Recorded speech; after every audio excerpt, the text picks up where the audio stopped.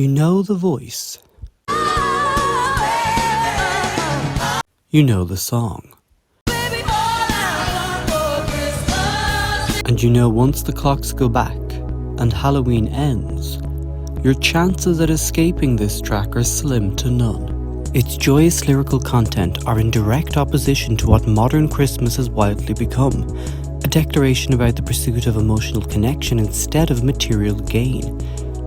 And yet, what that emotional connection really is has often gone unnoticed and lost in the song's infectious energy, masking the dark, sinister origin story to this perennial classic. In this video, we'll take a deep dive into the childhood defined by trauma, through the harrowing hallways of Mariah's past to reveal and unravel the tragic background behind the Queen of Christmas. My ex-husband said something that made an impression on me. Before we got married, I said to him, what about children and I said, what's going to happen with our children? And he said, any child of mine is going to be discriminated against. When we were eating one night, someone shot through the window. But what I felt was that no friend, nobody I grew up with, nobody in school could even come close to relating to my experience because you feel different. I wrote a song about it on the Butterfly album called Outside, and it's about feeling ambiguous and without a sense of belonging, like, oh, this is a white girl, she sounds black. Oh no, it's a black girl, but she isn't, she's white. No, she isn't, I think she's mine, I think she's one, I think she's a... So, what are you? Mariah proclaims, I don't care about the presents underneath the Christmas tree. Presents are ultimately meaningless unless they coexist in an environment where security and unconditional love occur, two things that were absent in Mariah's youth. In fact, Mariah's childhood was one defined by trauma. There was a lot of unrest in my household, if there was a household. Mariah grew up as a mixed-race child in a turbulent America. Her father was black with Venezuelan lineage. Her mother was white and had Irish lineage. I didn't really feel accepted in anyone's particular world. Mariah was born in 1970. That's only 3 years after the US Supreme Court ruled that laws prohibiting interracial marriage were unconstitutional. Such laws still existed in 16 states. We advance the argument that these statutes are slavery statutes, that a state may not pass a law which proscribes marriage between two consenting, competent adults based on race alone. Mariah's mother was ostracized by her own family for marrying a black man. Her father was falsely accused of raping a white woman, and although eventually exonerated, it left huge emotional scars. As a result, both parents suffered from deeply held emotional lacerations. Violence was common in the household. Extremely violent, yes. And unpredictably so. Carrie stated that by the time she was a toddler, she had developed the instincts to sense when violence was coming. The feeling of when it's a storm that's about to happen, and it's weather, and it's, you know what I mean? It's a scary thing, but you sense it, and you learn to navigate your behavior because of it. Mariah recalls at only 4 years old hearing the police arrive to her home. Her brother Morgan was emotionally broken early on. The only tool he had was destruction. Because of this, he was volatile and full of rage, and this at times led to physical explosions towards their dad. However, the police rarely brought with them a sense of safety. As Mariah writes in her memoir, it was Long Island in the 1970s. 2 black men were fighting. The presence of the police almost never meant that help had arrived. It eventually took 12 cops to pull Morgan and her father apart. The household was unstable, tense. Her parents divorced when Mariah was still a child, and due to the ongoing tension between them, her father's black family eventually lost contact with Mariah. As a result, Mariah was unacknowledged by white America, who viewed her as a mongrel, who teased her, who beat her up in school, who chanted the N-word towards her at sleepovers. However, even more distressing was that she also was unacknowledged by her black family due to her parents' bitter divorce. Mariah's cousin once summed up this problem by stating she had all the burdens of being black, with none of the benefits. And yet, she was branded as not being black enough by her older siblings. Her brother and sister despised Mariah for having lighter skin than them, for living with a white mother. they thought she could pass for being white and avoid the systemic racism they had endured.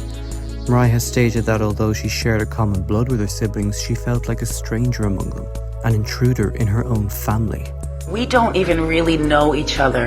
And that's the thing, when they were out there and telling and selling stories, I'm like, but you guys, we didn't grow up together. By the time I got into the world, you know, they had already been damaged. Her sister in particular suffered greatly. I don't know, how would you describe your sister? I would say troubled. I would say traumatized. She eventually became HIV positive, falling into addiction and poverty. In her memoir, Mariah has claimed that her sister, Alison, was abusive towards her when they were children, and alleges that when she was 12 years old, she was drugged with Valium, offered a pinky full of cocaine, and burned by Alison, who attempted to recruit her as a sex worker. The intersection of abuse in the private sphere of her household and the racism in the public sphere of her school is where Mariah's traumatic childhood resided, and understandably, inevitably, Christmas became a vital, healing form of escapism. But not the actual Christmas Mariah endured as a child, for these were almost always ruined. Why do you love Christmas? I'm like, because I always wanted it to be great as a kid, and it was always somehow foiled by people when I was growing up. Christmas was a rare occasion where her siblings would join Mariah and her mother in their small rundown house where they lived. Eventually they would explode in a torrent of cursing, screaming, and chaotic verbal abuse, and as Mariah would sit there, crying among the pandemonium, crying among the madness, the chaos, she would fantasize about somewhere secure, safe, and merry, somewhere that felt like Christmas, creating her own magical world of snowmen, church choirs, Santa and reindeers, a wonderland permeated in idealism to mask a childhood tarnished by sorrow. And it was from this fantasy that Mariah wrote, "All I Want for Christmas Is You." Mariah has said she was accessing the private dream world of her childhood to write a song that would make her feel joy, to make her feel loved, to make her feel like a carefree child at Christmas. She was only 22 when she wrote the track, not far from being a child. The iconic intro to the song, the dainty simple chimes, harken back to the little wooden piano played on the TV kids show, Peanuts. This was a song ultimately dedicated to the scared little child inside Mariah, to give her a voice, to let her announce her dreams, her wishes. In 2019, to celebrate the 25th anniversary of the song, Mariah Carey recorded a new music video, and the visual tells exactly this story, a mixed-race girl exploring the fantasy of an ideal winter wonderland. And the video, in my opinion, is arguably the best Mariah had released in a decade, and what is so uplifting is the ending. For Mariah growing up, her fantasy Christmas was just that, a fantasy, something intangible that existed independent of the real world. Like Judy Garland on stage in her final years, pining for somewhere over the rainbow, somewhere she could never actually access. However, in the end of this music video, the mannequin of Mariah seems to really come alive, winking at the child at the end. In this story, the fantasy has come true. The wish is manifested into reality. This is less like Judy Garland and more like Dorothy, really visiting Oz, really having her dreams come true. And I think this is a metaphor for the emancipated Mariah. Her dreams have come true.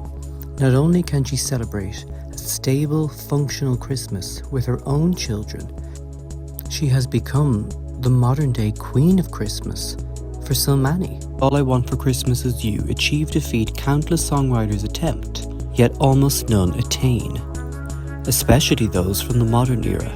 It has become a legitimate holiday standard, elevated to the same heights as other legendary songs, White Christmas and even Jingle Bells. The festive hit keeps growing in popularity.